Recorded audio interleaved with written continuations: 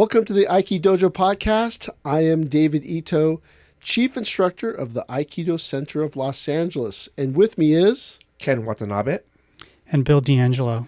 Newly minted 5th Dawn, Bill D'Angelo. Congratulations. Thank you, Sensei. So today, quitting, staying, leaving, all things quitting.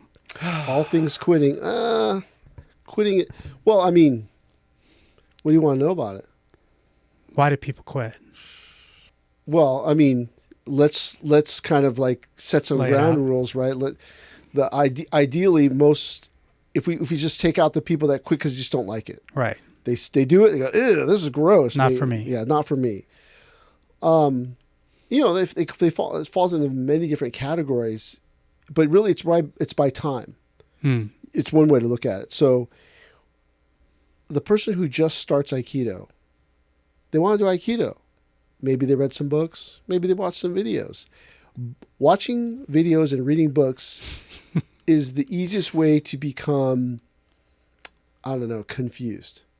Because you read this book and Sensei and John Stevens Sensei said that we should be all about nonviolence and this, that, and the other thing. And I watched it on The Walking Dead and Morgan doesn't do this thing and Aikido's supposed to be like this. Okay.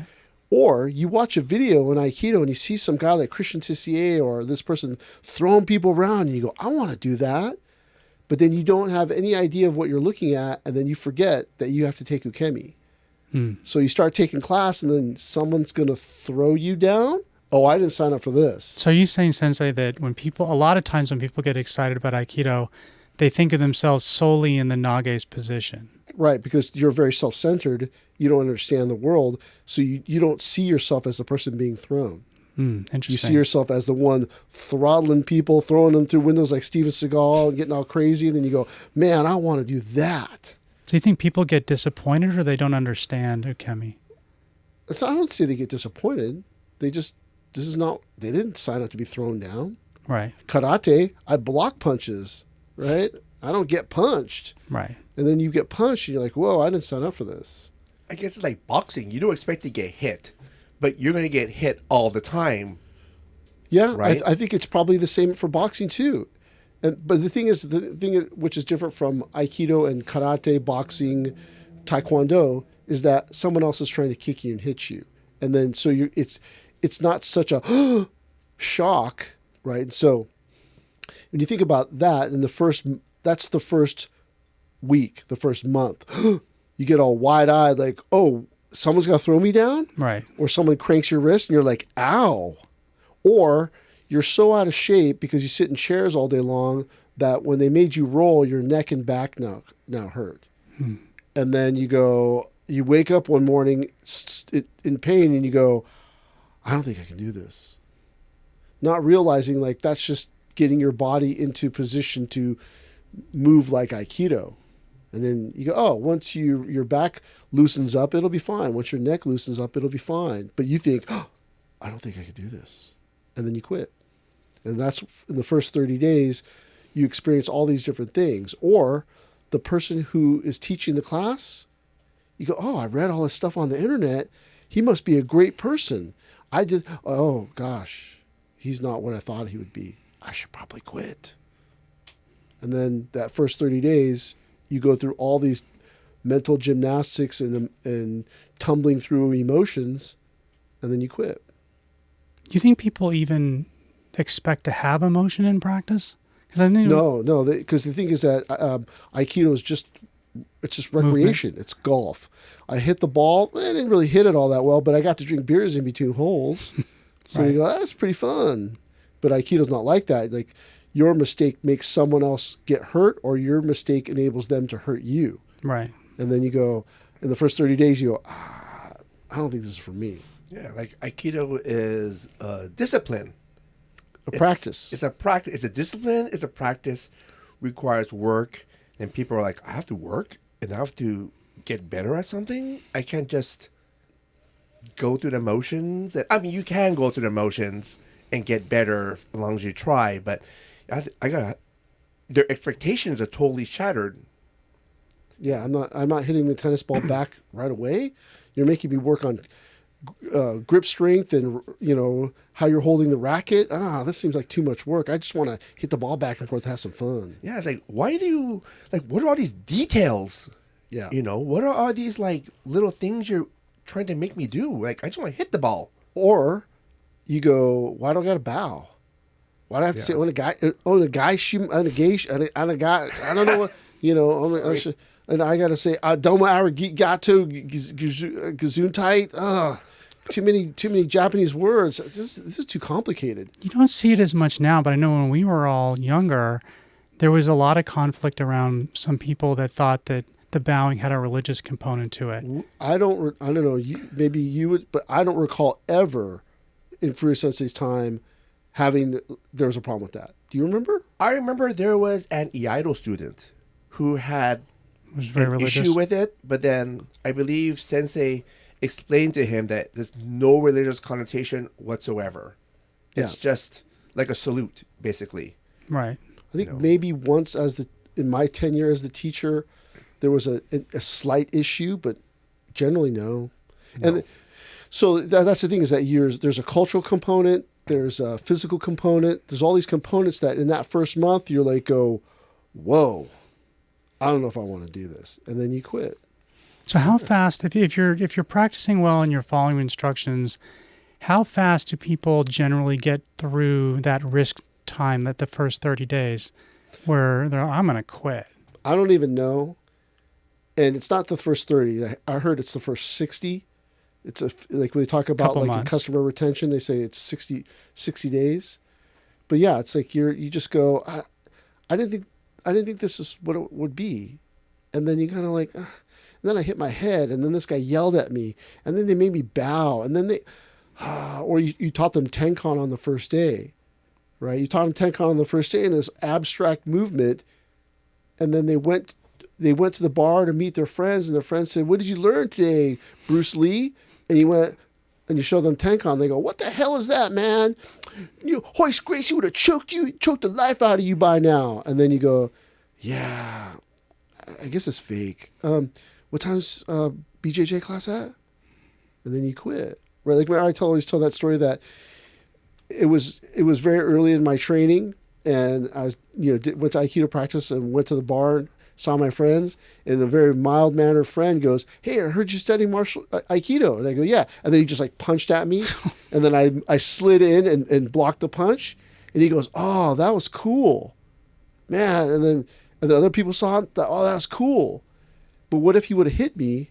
And then they Right. all laugh, and then I go, "I better go to boxing class." Yeah. So like that's the thing is that lots of times when people get taught on the first day, they're learning things which are too abstract and not achievable, and then they can't feel proud about what they've done, and then Right. they go to the class, they go home, and their sister jams them, or their sister reverses them, and then they all laugh, and then you go, I don't think this is for me. Right. So do you think that there's for some people, that it's the abstractness of the early training where you're not really understanding what the meaning of certain movements are, that if you don't like suspend your disbelief is that what you're saying, that it can lead to people going, "I'm just too frustrated"? It's not the abstractness. It's that if you can't do it, and then they taught you something abstract, and then someone asks you to show me what you did, And you can't demonstrate can't do it, Right. you feel dumb, and then you go, I better quit. So like you really have to believe in your teacher, or you really have to believe in Aikido, or you really have to believe. So when someone laughs at you, you go, "That's okay. I like it anyways." Yeah. Right? And then most people don't really have that because they didn't really know what they were getting into. But if you knew what you were getting into and you could completely explain Aikido, you wouldn't need to go to Aikido class. Right. Right? So then like in the first 30 to 60 days, it's really important about how the student is taught and the things that you get them to understand. They start talking about nonviolence, and then people go, "Wait, it's a martial art based upon nonviolence? Oh, is that like two And you're different stuck. things?" And then you're like, and then they start tripping you up, and you go, and then you feel dumb, And you quit. you quit. But if you make it past that first sort of hurdle disbelief, body adjustment, mental adjustment. When's the next drop-off? The big drop-off? Well, like we talked about in another podcast, the two biggest drop-offs are third cue and third dan. Yeah. Something about that is that when you reach somewhere close to third cue, you go, wow, this is a lot of work. And man, I've been working my butt off, and I got to work my butt off more. And then to get the black belt, I really got to work my butt off. Right. Ah, man, I have missed so many Monday Night Footballs. Is third cue like 2 years? Well, I mean, depending on the person. I mean, if you go by Watanabe Shihan's timelines, 6 third months. cue is like 3 weeks or something like that, because he got a black belt in a little more than 2 years. Yeah. Right? I got a black belt in a little less than 4. Yeah. Right? So 2 years to get to Sankyu, like, and mind you, I got Sankyu twice and EQ twice. So, and then I got a black, yeah. Oh, they messed up the paperwork? Yeah, since they messed up the paperwork. And so you got, and then it wasn't, and when he gave me those and, presented them to me, you just went, you're like, Sensei, actually, I'm actually third cue already, and then this should be for second. You don't say none of that stuff. Yeah. No. So you just go, got that third cue or whatever twice and that first cue twice. So is the third cue thing a matter of perspective? You get so far down the road, but you can see the road is, you've gone 5 miles, and the road just to black belt's another 20 miles, like from an effort standpoint. People get discouraged. Yeah, because it's not a habit. It's not a habit problem, because by third cue, it should already be habit, right? They already Training. come. Yeah, no, I mean, your schedule is already habit. You already come regularly.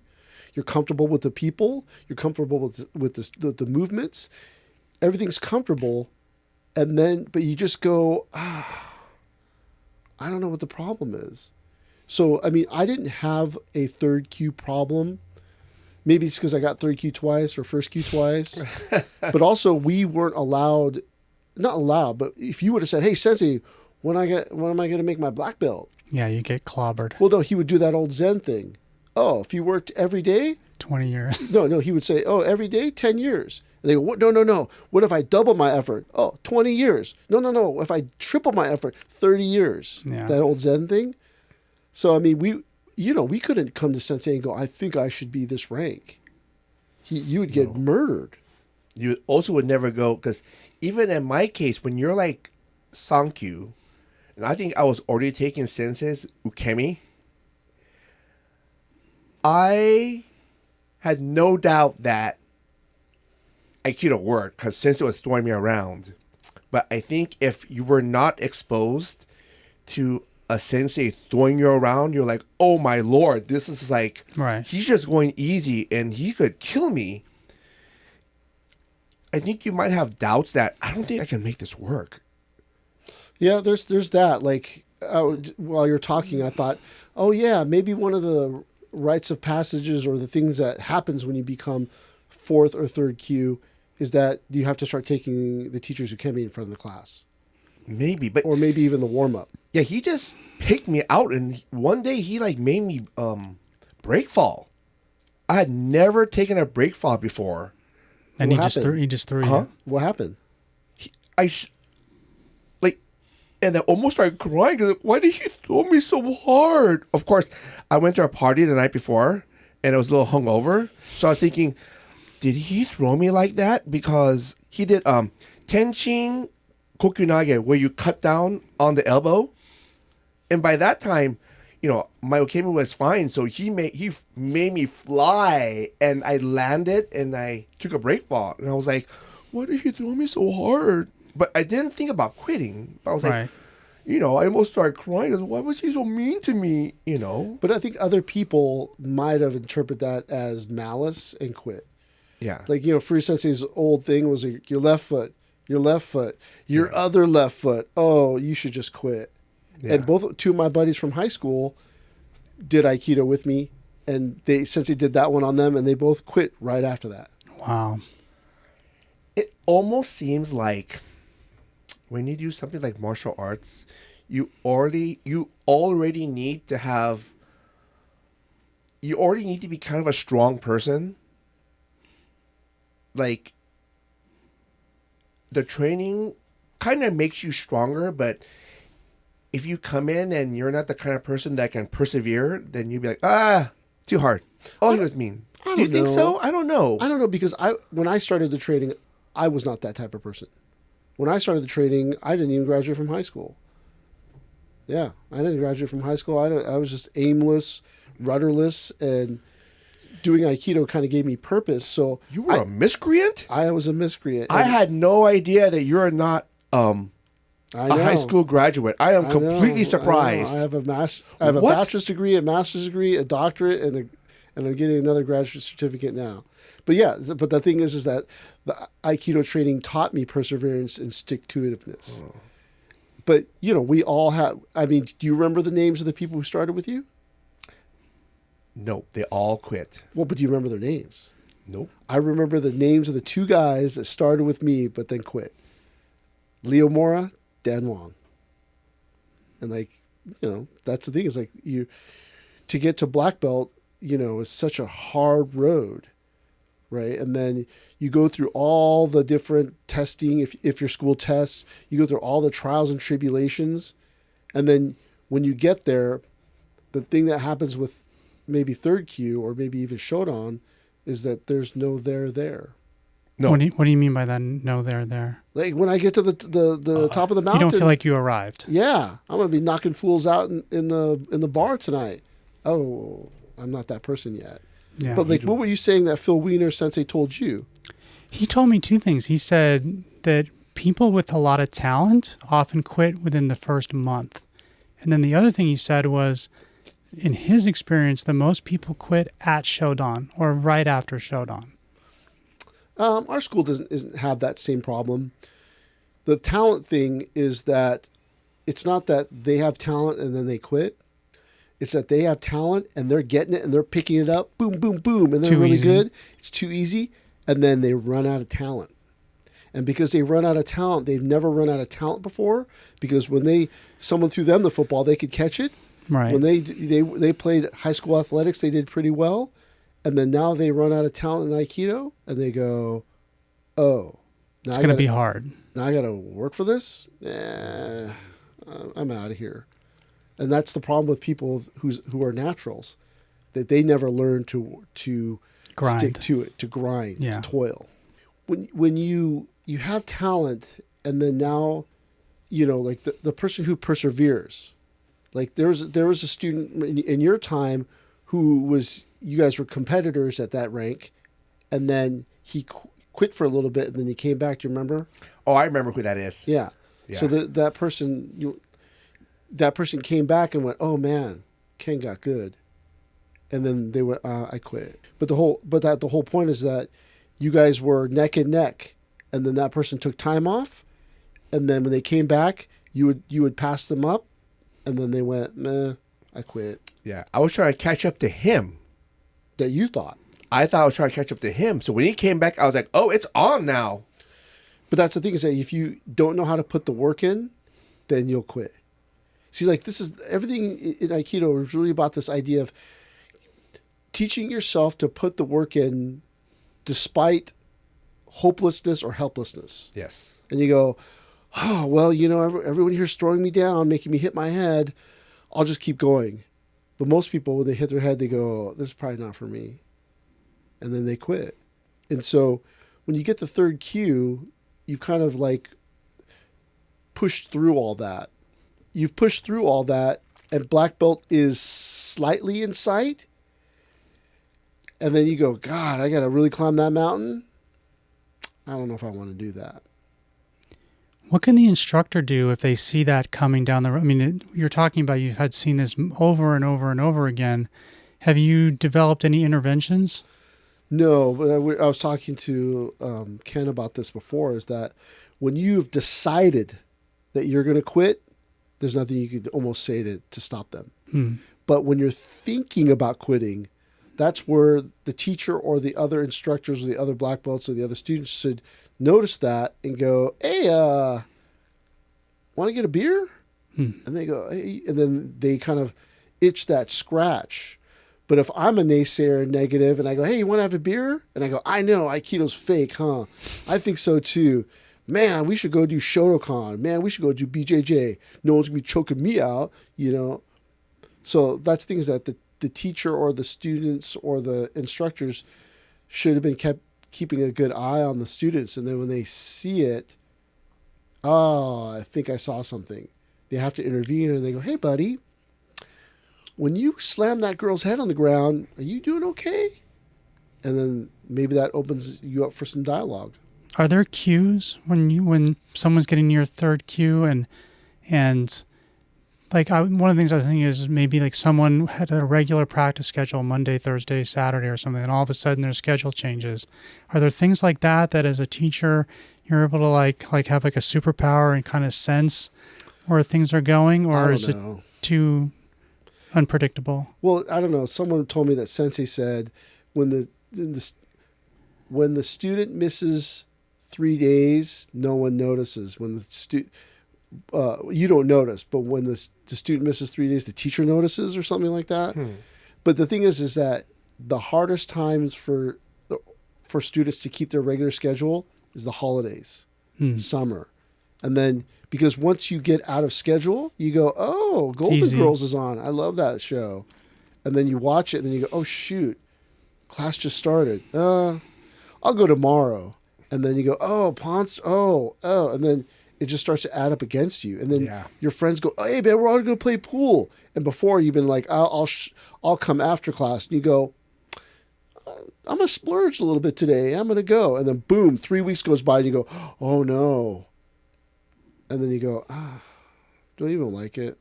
Yeah. I mean, it's really hard. Once that piece, the Aikido piece leaves the schedule, something else fills it up. Sometimes it's really hard to get that piece back in. And on the days that, for example, I would not go to class, I'm like, wow, I have so much time because it's a 1 hour class. But then you got to realize I have to drive there. I get there early, maybe half an hour early. Let's get there half an hour early.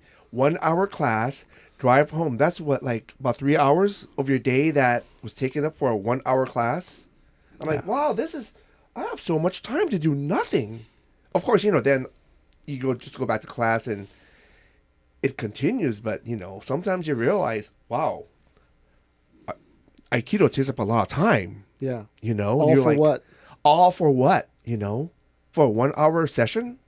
Or this thing where when I was at a party and this guy busted out his BJJ on me and he choked me and I had to tap out. I don't know, man. Is this even worth it?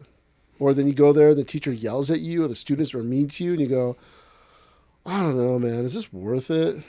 Yeah, there are a lot of incidents that force you to say, is this worth it? Like, why am I even doing this? And to the teacher or the other students, they may seem completely benign. Hey, man, fix your uniform. I mean, everybody's just telling me to fix my uniform all the time. And then you're like, no, because your uniform's messed up. But that person goes, man, it was all over me today.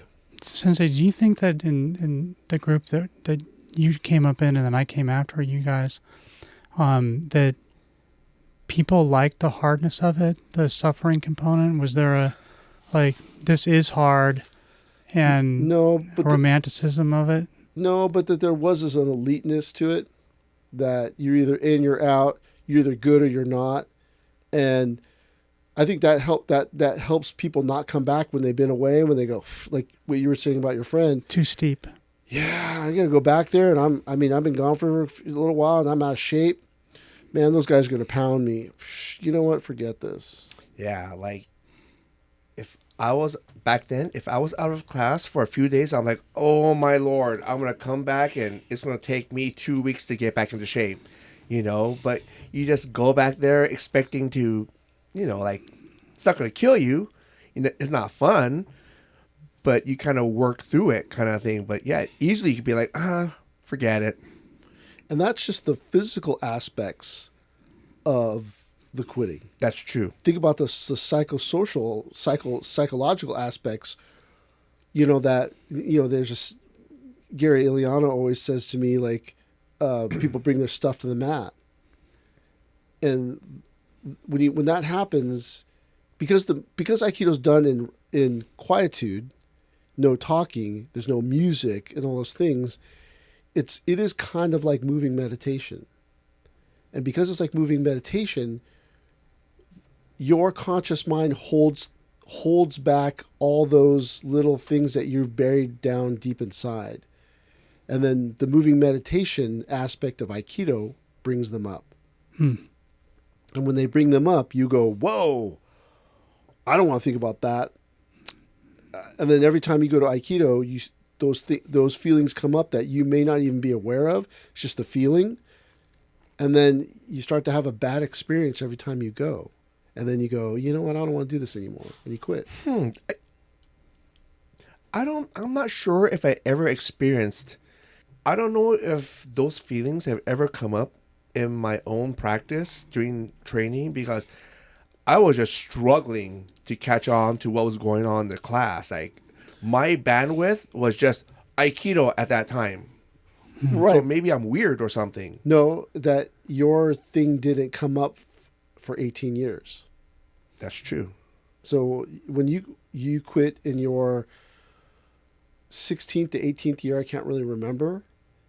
But you could have been quitting based upon the thing that finally came up.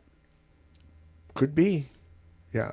I'm not even sure what it is. All I know is I was completely burnt out.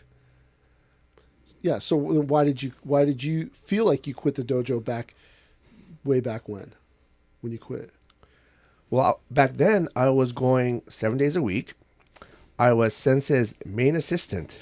So my day at practice would consist of going there maybe half an hour early, talking to Sensei. After I taught class or I did class, we would go to dinner afterwards, whether I wanted to or not. And my day would end at 10:30 to 11. That was almost every day. Yeah. Saturday, Sunday after class, I would go to have lunch with him afterwards, or take him to see on an errand or something like that. And back then, like I was young, it was fine. But then my Saturday or Sunday would end at 2 to 3 p.m. So my day was all Aikido and all Sensei. And I guess that just was hard. I guess it was harder on me than I thought, because I would just like ignore it. It's okay, I'm a martial artist, and then I just go. This is part of my training, to persevere. But I must have reached my breaking point, I know that I injured my back. I remember that. Like my back totally spasmed, tightened up, and I told Sensei, and, I was at home and I was like, you know what, this is not so bad. Well, that's the thing, is that when you've reached your breaking point, it's either physical, psychological, or psychosomatic. And I'm not sure if my back problem was psychosomatic, because I remember exactly when my back hurt. I was throwing somebody super hard, like moving forward as strongly as I could, and then my back hurt.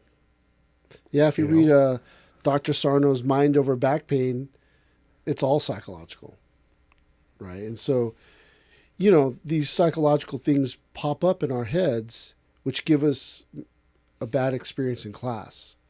And then you go, I don't think I should be here. And then you quit, right? So, trying to understand, the mindset of quitting, it's so difficult and diverse and complicated.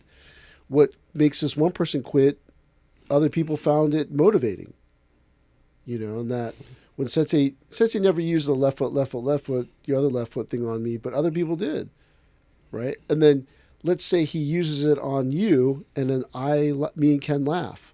Right, you feel shame. And then there's humiliation and shame. And then, it compounds. And so,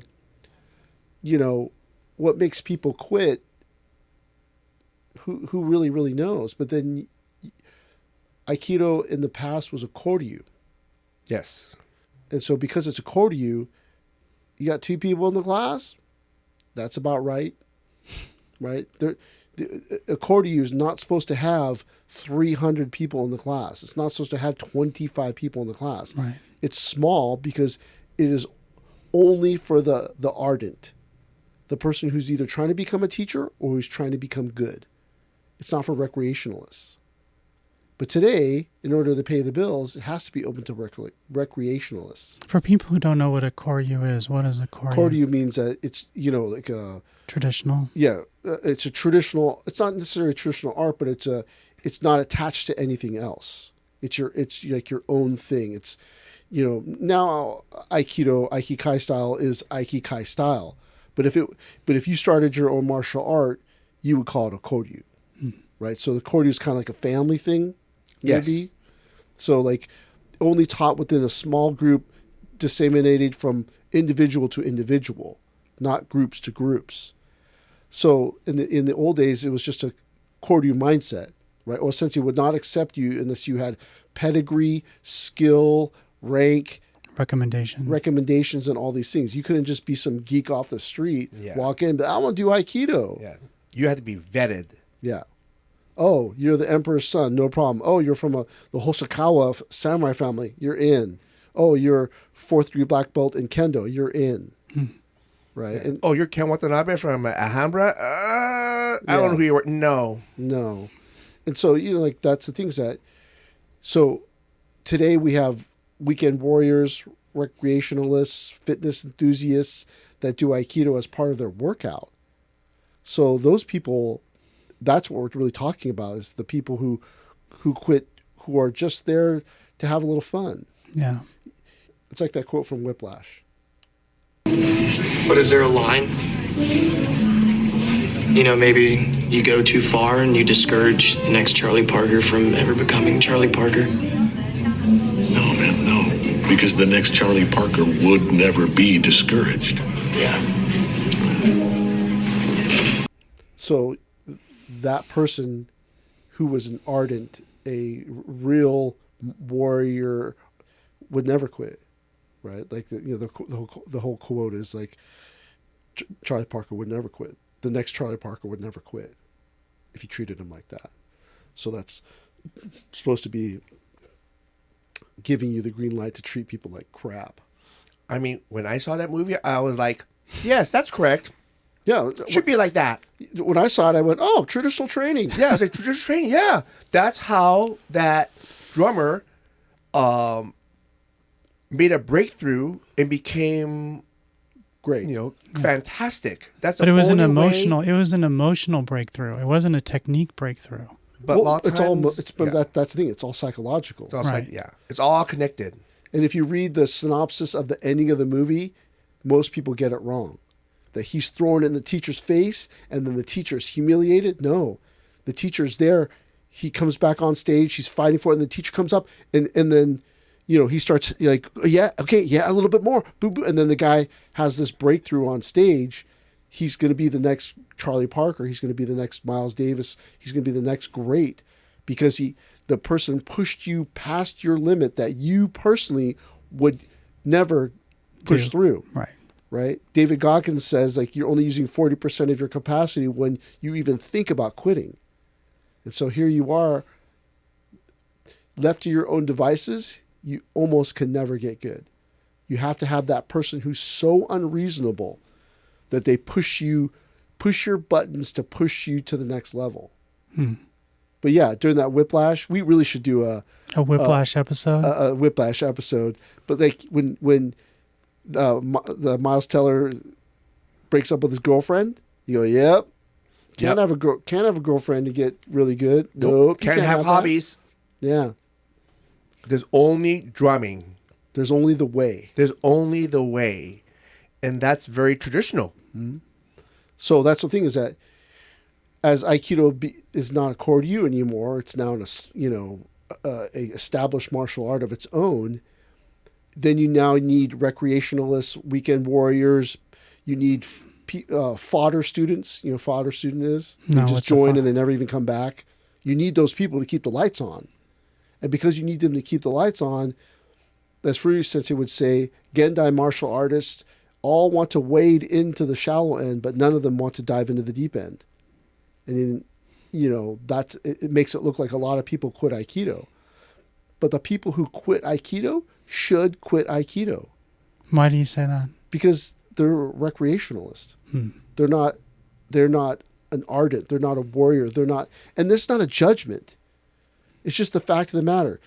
If you can't afford it, Fu Sensei would say, Aikido's not for you. You don't have the time for it, Aikido is not for you. If you can't feed your family, Aikido's not for you. But today we're trying to make it accessible to everyone. And it should be accessible for everyone, but it is not for everyone. So when you think about quitting, it's like you want to be there when someone's on the about to walk to the ledge. But if you allowed them to get to the ledge, that's your fault as the teacher or student, co-students. But if they really had talent, you should say, hey, you ever notice you have talent? And that person goes, me? Yeah, encourage them. And encourage them. When I was a personal trainer, when I started out, like, I sucked. I could not get a client to save my life. And if I got one, I couldn't get them to stay for a long time. For the longest time. And so I would literally go to the gym at like 5 a.m. and stay there till like 8 o'clock at night. I wasn't making any money. And I worked my butt off. If someone needed a lock cut off, I would go cut the lock off and be like, hey, so anyways, how's it going? If the toilet was stopped up, I'd go clean it. Hey, so anyways, how's it going? If someone needed anything, I told the receptionist, call me. If they need, they locked themselves in the locker, they need something, need a spot, call me, just so I could talk to someone. Interaction. And interact and try to get them to do personal training. So for 6 months, I did that. No, mind you, getting paid minimum wage for 5 hours a week. That's how they spot you. The rest of the time, you're trying to get. You have one session here, one session there. No one's re-signing for 6 months. I did that from Monday through Friday, 5 a.m. ish to 8 p.m. And then other days I went to Aikido. Weekends, I got there in the morning and then went to Aikido and then came back in the afternoon for like 6 months. 6 months in, I go, I can't make it. I call my boss, Kurt. Hey man, I'm gonna quit. No, you can't quit. I go, dude, I can't survive. I suck. And he goes, no, meet me for coffee right now. So I drive to Pasadena, meet him for coffee, and he goes, dude, you have so much potential. You have this, that you could do it. Just stick around. Just please don't. You're gonna make it. Don't quit. And literally, like the next day, I got like my full book, people signing up, and then re-upping after every time. Never had a problem since. Can you explain what happened? On his side, I don't know. But I was like, I'm going to quit, man. But the thing is that person was there at the right place at the right time and said the right thing, which caused me not to quit. And then maybe it wasn't right after, like the very next day, but right after that, I just blew up. And I never had a problem keeping a client, never had a problem, but it's that all of us as teachers and instructors and then co-students, we should be looking at each other. And then I go, oh, Ken's getting close to the edge.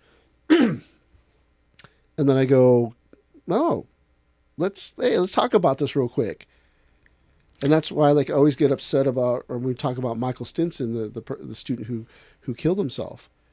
Man, that guy's sitting next to us in class. That guy's helping us with projects. None of us looked into his eyes and could see that he was so close to the edge, right? And that we have to get them before they get to the edge, because when they make that decision, it's really hard to get them too late.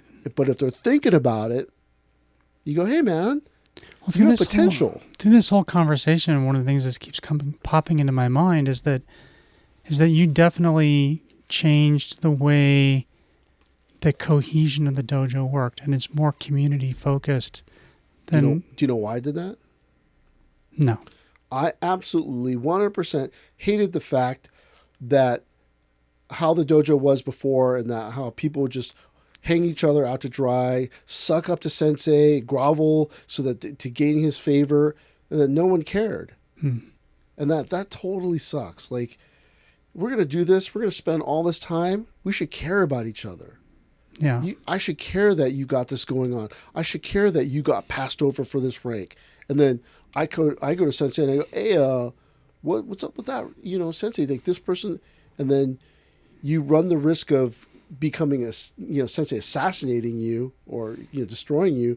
But at least you stood up for somebody, right? Like life is so short, and for us to just be selfish and self-centered, like I don't want to be around people like that.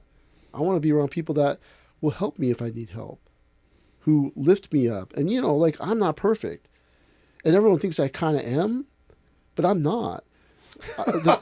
The thing that I think you're perfect. I'm not. And the thing I put on the website, like my blog is really essays to myself. Oh, David wrote about being like this. He's nothing like that. Yeah, man, these are letters to myself. This podcast is just a podcast to myself. I'll keep doing it even if just one person or no people listen, because this is how I process these things out. And then I want you all to look at each other. I want you to argue with me. Hey, I think that this guy should take his first Q test. Nah. And then we argue about it. The other day we were talking about someone, and yes. I told you, convince me. Yeah. Convince me. And then I acquiesced. I said, okay, then let's do it like this. It's not my way or the highway. The only thing that is my way or the highway is that everything's got to be fair, above board. There's no double dealing under the thing. There's nobody buying out the ring. None of that. Everything has to be fair. But that's just my personality.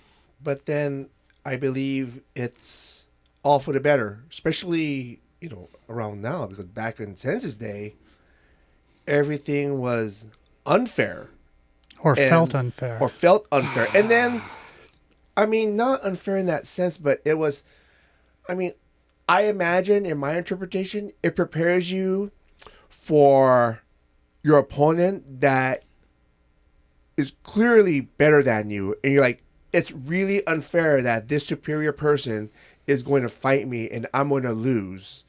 But instead of running away, you, I guess, die honorably, you lose honorably or something like that. But it's, the thing like that is kind of ridiculous nowadays. It's not that it's ridiculous, but the thing is that harsh treatment created us. Yes. I have not yet created a group of us. So am I going in the wrong direction? And then you think, because the hardest thing is that the most lovely thing is to fight a battle that you know you're going to lose. And that today we want to fight battles that we know for sure that we can win. But a losing venture, it's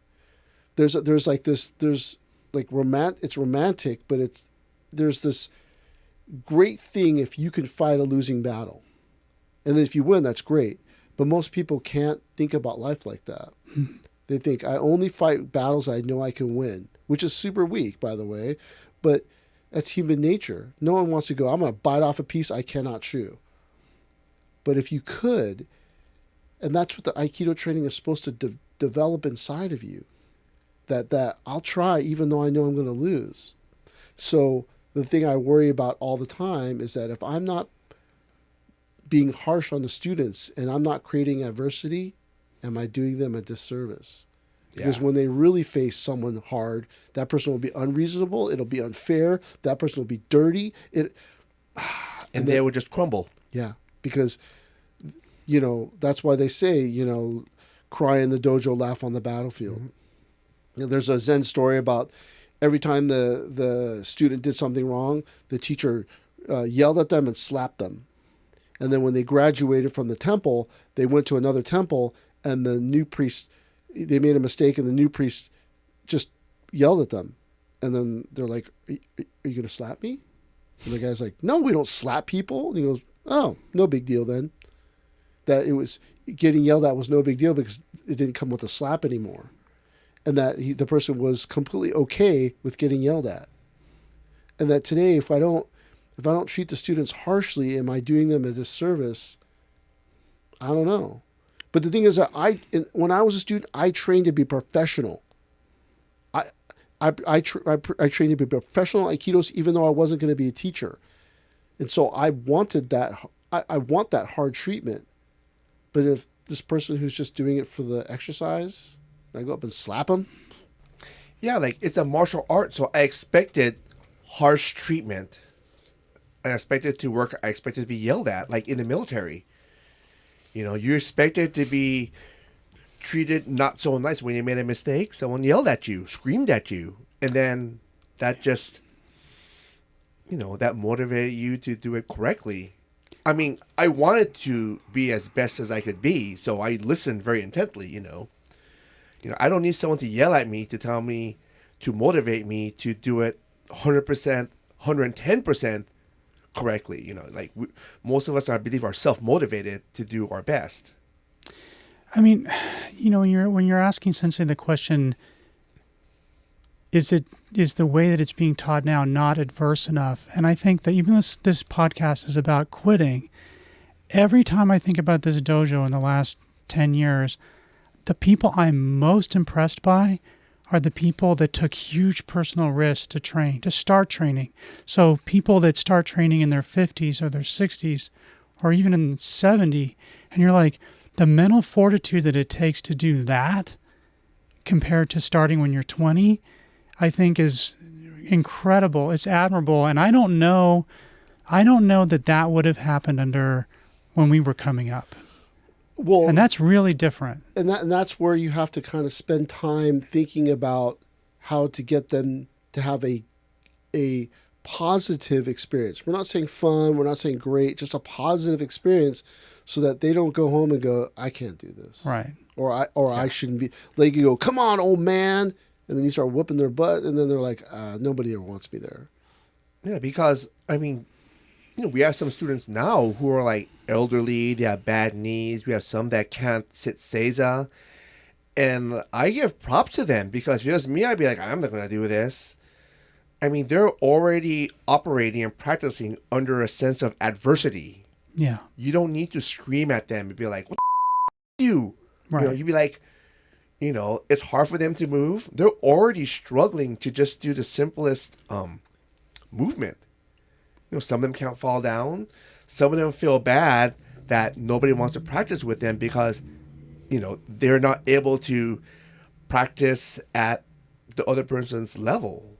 You know, one thing that I think about, Ken, you know, talking about when you're starting something when you're older, at first when I think about it, I say to myself, I'm 57 this year. I started 31 years ago. You're 57? 57. Oh my God. And I say to myself, oh my God, that's 31 years of experience, ups and downs, but for the most part, obviously I'm still here, so I think it's an up. And then I think of someone starting like now, my age, 57, if they're lucky, they'll have 20 years of training.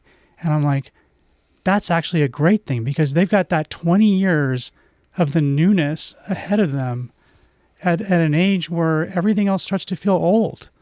And so, I mean, when I look at, in the beginning, I used to look at people starting at 60 and say, oh my God, you're not going to have 30 years of training, but you're going to have 30 years in a time when the newness, the challenge is going against the grain of your later part of your life. I have to say that the most inspirational thing to me is anyone that starts over 50.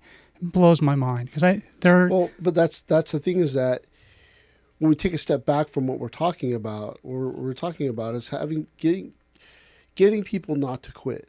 Right. And should you give them an overly negative experience to motivate them, and then they go, I'm going to come back and I'm going to get back at that guy.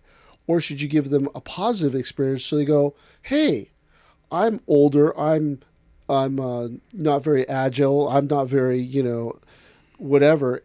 And then I go, but I had a positive experience. I'd go back. Yeah. As opposed to, whoa, man, they were racist, they were mean, everyone was a jerk. Even the kids were beating me up, and you go, I don't think I could do this. So it's like, but that's the thing is that every person has the potentiality to be really good at Aikido. Every person. Right. If you could walk into the dojo, you could get good at Aikido. Right. Only thing it takes is stick-to-itiveness. Sooner or later, you will get good. And if you have that mindset, you'll just keep going.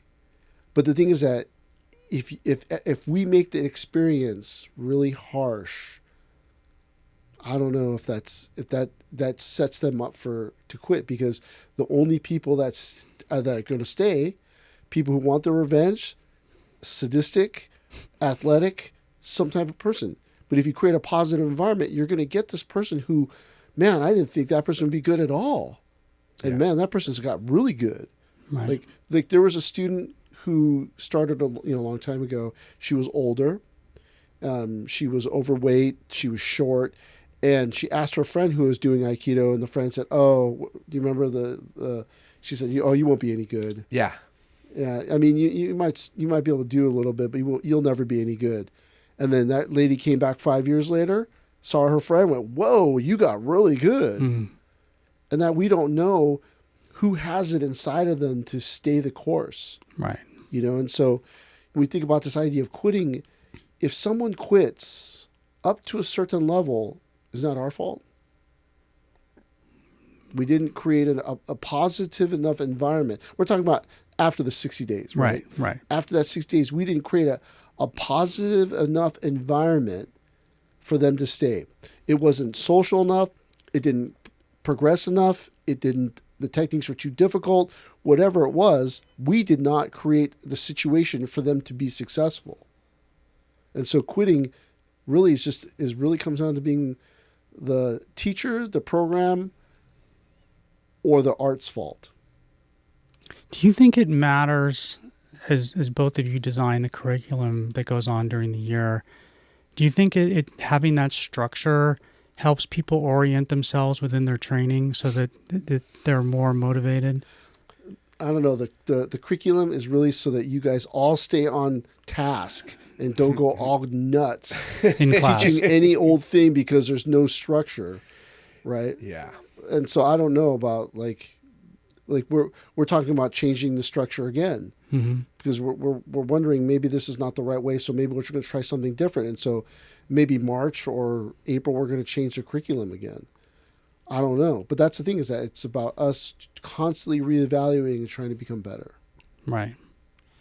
Yeah, essentially the curriculum, I believe, is the tool that will help the student progress in spite of themselves. Like they will not know that they're being molded in this certain way.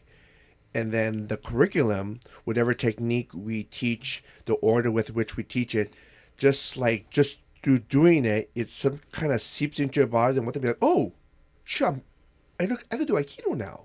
Right. But we do all of that to try to understand quitting. Yes. Trying to understand, like, okay, if we could tweak this, tweak that, do all these things, and then less and less people quit. The more time and energy we put towards teaching, the better teachers will become. And the better teachers we become, the more self-aware we have to be. And then you'll see that person who's walking toward the edge. And you'll be like, hey, buddy, come on over here. And then you can talk to him and then that person goes, oh, I'm all thumbs and left feet. And I don't think I can do this. You go, yeah, you can, man. And then you show them that they're getting better. A lot of people in class, I'll do this thing where a visitor will come and I'll say, oh, hey, you're third Q, that person's third Q. They're your rank. Train with them. See how it goes. And they train with them. And then afterwards I go, what did you notice? And they'll say, oh, I was way better than them, or they couldn't do anything, or they'll compare themselves to them. And in a positive way. And then they'll go, wow, I really am good. I am getting better, because you can't see it on a day-to-day basis. So that's one of the main reasons why people quit, is they can't really see the forest through the trees. Yeah. They can't see themselves, and only when they're shown by video or someone points it out do they go, oh, I guess I'm not horrible. Yeah. I guess I am getting better. Or, you're screwing around with your buddies. They try to take you down, and then you throw them, and you go, oh, wow, I guess I am pretty good. And I actually had one of those moments. I went to my brother's house, and his friend goes, hey, I heard you doing Aikido. And he just rushed me, punching at my face. And then it was so abrupt that I just did a stemiwaza, a sacrifice throw, dropped down, threw him. He got up, and he goes, do that again. And he just rushed me, did it again, twice, stemiwaza. And then he goes, whoa, man, that was awesome. And then, it was over. And then I went home, and I was like, wow. Yeah. And, stemiwaza is hard to do. Yeah.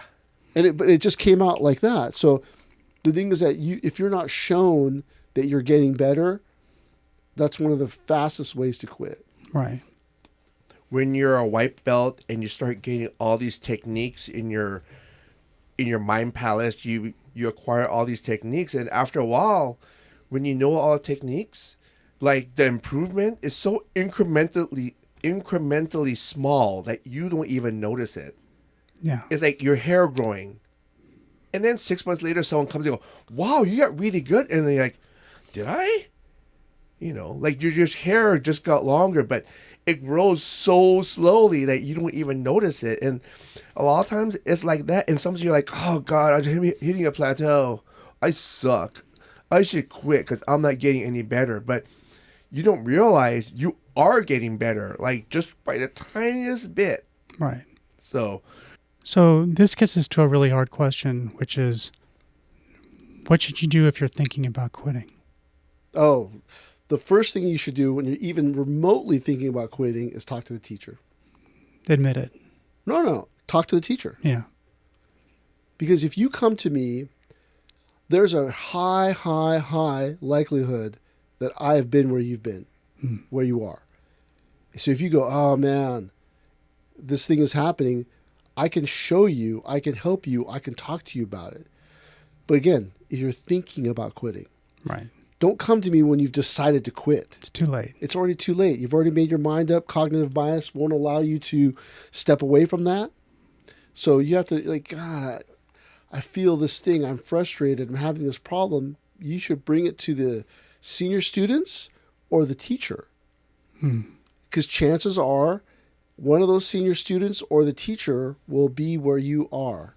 And then they can talk you away from the ledge. Right. But if you just go, man, I suck, I'm not no good, you know, Aikido's fake, and then I quit. But if you go, hey, sensei, I'm struggling with this, and I feel like this, you're going, oh, and then they could tell you something. And then that thing changes everything. And then you go, oh, yeah, I understand what he's saying now. And then you could get through it. But if you don't, you're going to suffer in silence. And then because you suffer in silence, most people, when they got to make a change, they break everything. They throw everything out of the closet. They don't just go, oh, I'll just take out these two things. No, they take everything out and then they try to rebuild. And when you have to rebuild Aikido, you don't come back. Right. Very few people come back when they've thrown it all in the trash and then they're trying to... There's not a elimination diet, right? I stopped doing this, I stopped doing that. No, you throw it all away. And so that's why if you're struggling, you should talk to the teacher. Do you think people ever quit because they're afraid of failure? It's easier to quit? Yeah, I mean, any and all reasons are valid reasons. Right. yeah. But then the thing is, if you say, hey, I'm afraid of failure, I could tell you stories about myself or people that I know that would help you go, oh, okay, I understand. But if you don't ask, I can't tell you these stories. When I was younger, I was, for lack of a better word, a complete wimp. So any type of adversity, I would just run away or hide. So if I had to go play baseball, I would just hide in the bathroom. If I had to throw the baseball, I would just go, oh, let me go gather the baseballs. And I would find some reason, some way to not have to do the thing which I don't want to do. Mm-hmm. So, like if I was scared, if it scared me, I would find a way to get out of it. So after doing Aikido for 13 years, we had to do this obstacle course, a ropes course. And when we went there, I was like, oh, man. Oh, it's so high. And I was like, oh. And then they go, okay, your turn. And they started climbing up the thing. And I went, oh, I'm not afraid. And then I'm like diving off backwards. And people are like, dude, this guy's crazy. And I went, oh, yeah, because the training changed me. Mm-hmm. And so that fear of failure that I had before, then I would try to hide the bathroom, fake a stomach ache or do whatever it is, or just ditch school. I went, well, you got to do it. And then while I was climbing up this 30-foot ladder, I was like, oh, I'm not afraid. Aikido really has changed me. oh, and then it was no problem. And so any and all reasons are valid, but if you have a problem, you got to bring it to the teacher or the instructors or the seniors, or just talk to people about it, because the story that we get into our heads, we build it up to be bigger than it is. Right. As they say in the Steven Seagal movies, the anticipation of death is worse than death itself. And that you have to go like, oh, and then someone tells you something, and then because you're struggling, they check in on you. Hey, Bill, how's it going? You go, yeah. And then you go, I know, I was just being stupid. And then you could go back to practice. I mean, but sometimes, I mean, there's people who are like, I just don't want to put in the work. And they quit. And in that case, I mean, maybe they should quit. But those people, generally speaking, those people quit within the first 60 days. Yeah, they're like, I don't want to do the work. Yeah. And then Aikido will actually benefit. Well, anything they join will benefit from them not staying in. Right, because those are the dojo fodder students. They pay the dues, and they never come back, and they help keep the lights on. Yeah. But that's that thing is that after that 60, 90 days, 30 days, or whatever it is, that initial push, after that it becomes physical or psychological or emotional. And so the teacher has to be there ready to go, hey, I saw you push that person down. What's going on, my man? And then you have a frank discussion about it. But if the teacher's just like counting their millions, 100, 200, they don't even see it, they can't catch the student before they fall. And so really quitting after that first initial, 30 to 90, 30 to 60 days, you have to be able to assess physical problems. And then you go, oh, you don't have to take ukemi like that. You can take ukemi like this. Oh, right. So when talking about your older folks, that person got bad knees. You don't got to sit seiza. Yeah. Right. It's okay. It's okay. Stand in the back, sit Indian style, do whatever's cool. And then that person goes, is that okay? But I thought this is a traditional martial art. You go, it is, but I understand, buddy. Yeah. Right. And then that person goes, oh, because I was going to quit because I feel stupid and my knees hurt from having to do sit seiza. So, I'll just stand in the back. Yeah, you just show some compassion or some empathy. Yeah, and it's all cool in the gang, right? Yeah. That person doesn't have to quit. But if you go, everybody sits seiza, no matter what. I don't care if you're 67 years old and have double knee replacement. Fear does not exist in this dojo. And then that person's sitting in the back, squirming, shaking from the pain. And then you see that and you go, yeah, I'm going to talk for 5 minutes longer. You're not being compassionate. You're not being empathetic, right? So if you really think about this whole idea of Aikido training is supposed to make you more aware. And then because you become more aware, you become more compassionate, more empathetic. So you can see that person's struggling. And you can go, hey, man, what are you doing after this? Nothing. You want to go get something to eat? And they go, yeah. And then you're talking to me like, hey, how's your Aikido training going? And they go, honestly, I'm thinking about quitting. You go, what?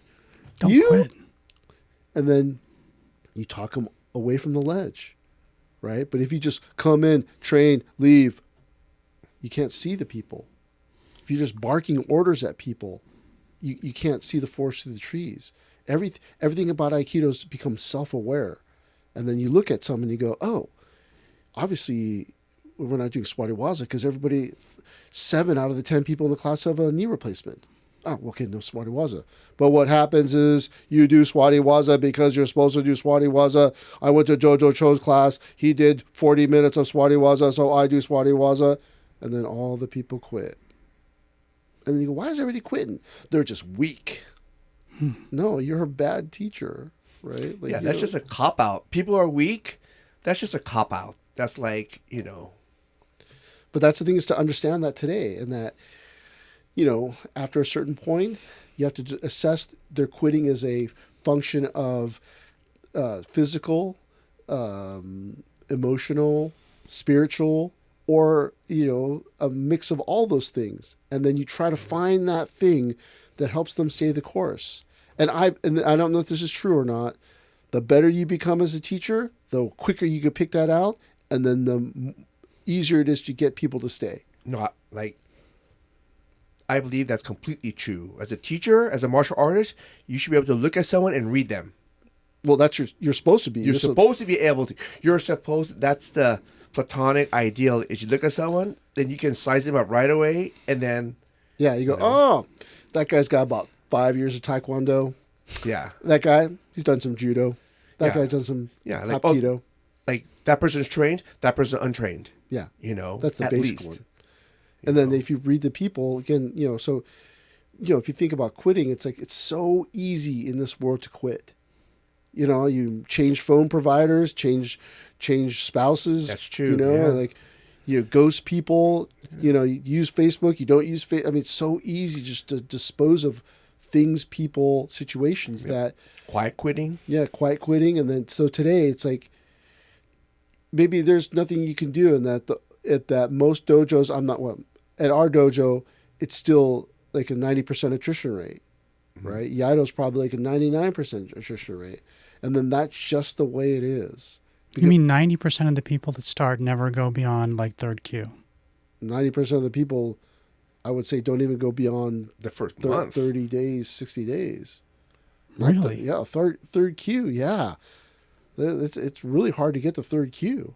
Oh, no, I'm not saying it's not hard to get there. I was just curious if you're saying like that literally 90% of the people are done by third Q. Or No, sooner. by the first 30 to 60 to 90 days. Yeah. first or second month. Yeah. If they last 2 months. If they last 2 months. Yeah. Usually first month, like they don't even get out of the corner. They're like, or once they get out of the corner, once they get out of like being coddled, they go out into the class and they're like, oh, and then they just stop paying their dues. You're like, oh, I guess they're gone. Yeah. Today they just pull their card off of the Unsubscribe from the email. Yeah. I see I see the people unsubscribe from the email list. I go, oh, I guess they quit. Yeah, they're like, what could we have done to keep them from quitting? That's the hard part. That's the hard part. It takes a village to raise a child. It takes a dojo to develop one student. But people do come back sometimes. Like who? Like 1%. I came back, but They tricked you into coming back. That's why. they didn't. You know what? They didn't trick me. I was like, a part of me is like, They gave you the in, and then you took it. they gave me the end, then I took it. Like when Sensei passed away, I went to see the body. I was crying and crying and crying, So- and then Yeah, but that's the thing is that it takes so much to raise a student and get them going. It comes down to it being a group effort. Right. That if you could create very few people. I can name, there's only one student who ever left and told Sensei he was coming back that actually came back. I Yeah. don't know who that is. Who? That was you, No, Stan Sung. Stan Sung. Yeah. Stan Sung is the only student who told Sensei, hey, Sensei, I'm going to go focus on my career, but I'll be back. And he came back. I'm the only true. student that ever got kicked out that Sensei ever asked back. Okay. Right? Mike Van Ruth? I asked him to come back after Sensei died. Oh yeah, Mike Van Ruth. So in the beginning of the podcast, Sensei, we talked about there were 2 milestones where people had a risk of quitting. One was third Q, which we discussed at length. The other one is third Dan. We haven't touched it yet. What's different about third Dan? Third Dan to me is I put all this time in. I've gotten 3 black belts in this. I don't know what I'm doing, and I don't think I can make this work. And then It's a proficiency thing. it's a proficiency thing, and it also a fatigue thing. You go, I've been doing this for 20 years. Third Dan, because third Dan's about 20 years. You go, I don't know. I've been doing this for 20 years. I don't think this is. I got to get out of here. I don't know if this is a third Dan thing, but I can think of a few students that were black belts that they were younger than they had families. And when they had families, it became really difficult for them to practice. Well, that's the old days. The old days, right. Because you have a family, and for your sensei requires you to be there a lot. It was difficult. But today I'm like, yeah, come when you can. Yeah. Right? I'm more lax in that sense. But it's just that when you make it to this level, you go, and again, there's no there. I should be good at this. I should know how to do these things. And then you go to other dojos, can't do what they're doing. Can't even catch on. You go to Hombu, you can barely catch on. Man, I don't know what I'm doing here. And then that lack of proficiency causes you to go, you know what? I don't know. I'm a jam. Do you think there's a positive flip though to when you reach third dan, that if you don't quit, that something changes at that point in your training for most people that continue to go on after third dan? Well, but that's the thing, is that first and second are merit ranks. Mm-hmm. Third and fourth are technical ranks. Fifth and above are teaching ranks. So third dan's the first technical rank. What do you mean by technical rank for people that don't understand? You need to know how to do it. How to do it. You're proficient in the basic techniques. Right. So someone says, show me this, and you can do it. Right. You know, someone says, how do you do this thing? What's the mechanism of how this technique works? You go, oh, it's like this. But at third dan, you don't know. And then you go, oh, crap. I've made it all the way to 3, and I don't know what to do. And I might have to start teaching. How do I teach? I was just a student. I don't know what to... And then, again, you start to feel helpless and hopeless, and then you go, I don't know if I could do this. And then you quit. Or you go, man, I've been fighting this fight for 20 years. I can't fight anymore. I got injured. I had to have my knee replaced. I don't think I can do this anymore. And then you quit. And so third dan is fairly more straightforward because it's either a fatigue thing or it's the lack of ability thing. And then... I mean, for a lot of third dans, sometimes, not to say bad things about other dojos, but some other dojos do not teach Aikido in an orthodox manner with basic techniques that improve the student's skill. So you're doing Aikido for 20 years, doing something that's not Iko, Nikyo, Sankyo, Yonkyo, Iriminage, Koregashi, all the really important keystone basic techniques that build up skill. Then all of a sudden you're like, I've been doing for 20 years and I don't know how to do anything now. Yeah. I mean, you think there's something like that? No, that's exactly what it is. That either your teacher wasn't good enough or you weren't a good enough student, and then you just kind of got by. Yeah. But the thing is that people are asking you how it works. People are asking you to teach them. The people are asking you these questions and you can't answer them. And then you feel dumb. And then so you're going to fake it till you make it, so you got to lie. And then it all falls apart, right? So that's the hard part about opening up a dojo when you didn't study under a teacher, because then you don't know the teacher's method, and now you got to recreate the teacher's method. And you don't know. And don't have one. There's a guy on the East Coast who on his name board, like Furu Sensei is like the second person on the name board. But that person didn't study here. Yeah. Right? So he doesn't know what Furu Sensei's progressions are. He doesn't know anything about Furu Sensei except for what he writes on books and on the internet. And if it's anything like me, you're just writing to yourself. Right. So yeah, you should try to be a nicer person. And that's what I'm striving for. So I wrote this essay about it. Right? And so, third dan, here you are sitting with this thing that you don't really know what it is. I mean, like, as for proficiency, I remember when I got my shodan, shortly after Sensei said, hey, can you teach class? And I was like, what? And as I taught class, I realized I know absolutely nada about Aikido. I can't judge a student. I can't fix them. I can't assess them. I knew nothing except how to do, like, I just finished my black belt test. But a monkey could do that. You just do Iminagi, you just get through it. You just demonstrate the techniques. You don't even know how you got the technique done. All you knew is, Shomenuchi, you irimi, step back, throw down, iriminage, But yeah, like, it was a wake-up call for me. And maybe it's a good thing I got a wake-up call at Shodan. Like, I know absolutely nothing. I gotta But buckle the thing down. is that everyone gets a wake-up call at Shodan. Yeah. But then you go, okay, but I'm just going to train a little harder. Yeah. Going to go knee on. Okay, And then once Sandan sets in, you go, oh my. I have to be good. I've got a side question to this. Yeah. You see it in some dojos. We've had a little bit of it here, that people get to Shodan and they don't ever change rank after Shodan for a very long time, or they don't want to get higher rank.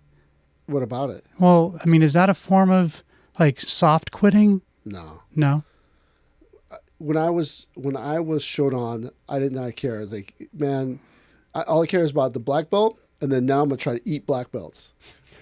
When a person came in their fifth dan, I said to myself, I want to train with that person. Right. I want to see what fifth dan feels like. Right. And so the belt, because the belt doesn't matter, right? No. And I'm okay with people not wanting to test for the next rank because you don't need to. Right. You know, most of these people aren't going to be teachers. They're not going to teach class. They're not even going to teach class. So it's Doesn't okay matter. then that you sit at Shodan. I'm okay with that. Because the acquisition of a belt, it means nothing, right? I mean, yeah, I get a little more cash in my pocket and my Udanshikai grows, but that doesn't mean anything, right? Yeah. But also, that person's put their time in to make Shodan. Let them do whatever they want. They don't have to go to Climb the Idan, ladder. Sandan, Yondan, Godan, all that type of stuff. The worst thing you do is push people to ranks where they don't really want it. We had this really great student who was a doctor. They pushed him to take the NICU test. And he took the NICU test. He looked great. He was older, but he looked great, right? And then he kind of hurt his knee and shoulder in the test. And then we're talking about a guy that was coming 5 days a week, just quit after that. Wow. Well, he quiet quit because he was just trying to get his knee and shoulder fixed. And then it just took longer and longer and longer and longer and longer. And then he just never came back. And then the pandemic happened and he was going to try to come back and he just never came back.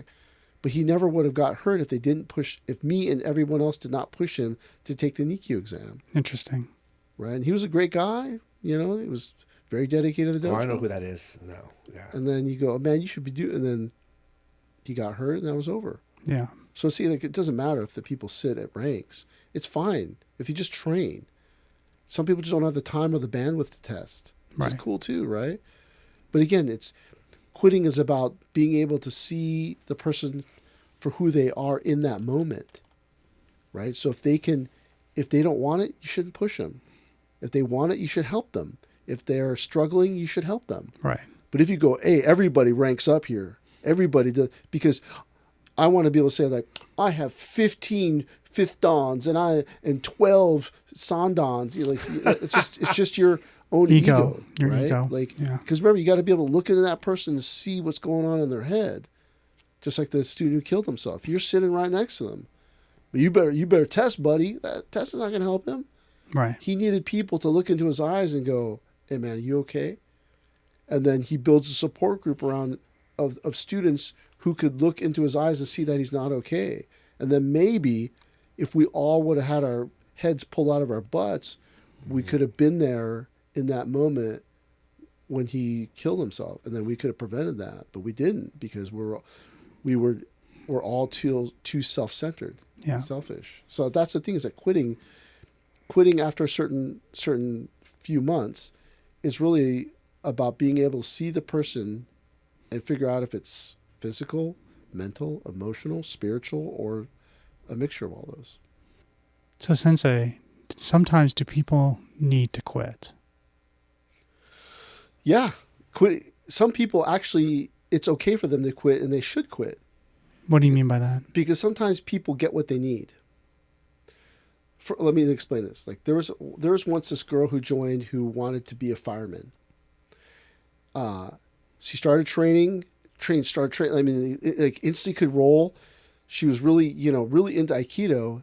And then the second month, she just kind of petered off. And then she said, hey, I'm going to quit.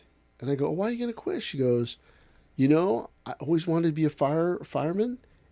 And I don't know, I just somehow got up the courage and applied. And I'm going to start the fire academy in three weeks or something like that. So something about the training gave her the power to do this thing that she always wanted. So she quit. I see. So sometimes people need to quit, right? Because they got what they needed from the training In their life at that time. at that time. Right. They just needed that little thing that the training gave them. Yeah, that little push, that little attaboy. Yeah.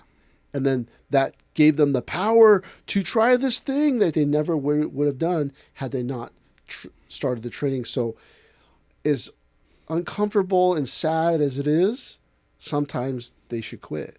Right. Because they found the thing, their Aikido training enabled them to find the thing that they needed to move on. Yeah, so like, for example, there was one student a long time ago, he had a menial job, got black belt, and he was like, I can do anything. Went to law school, became a lawyer. But that's the thing, is that there is the construct that some people quitting is necessary. You know, depending on the school, maybe the teacher's unhealthy, maybe there's people that are unhealthy or whatever it is. But before you quit, you should always talk with the other students, the instructors, senior students, and eventually the teacher. And then maybe that helps you figure out that it's just a story that you're telling in your head as to why you probably should leave when really you should probably stay. Right. I think it's a really good spot. Okay. Well, thank you for watching, and don't forget to like or subscribe to this podcast. Thank you. Thank you very much. Thank you very much.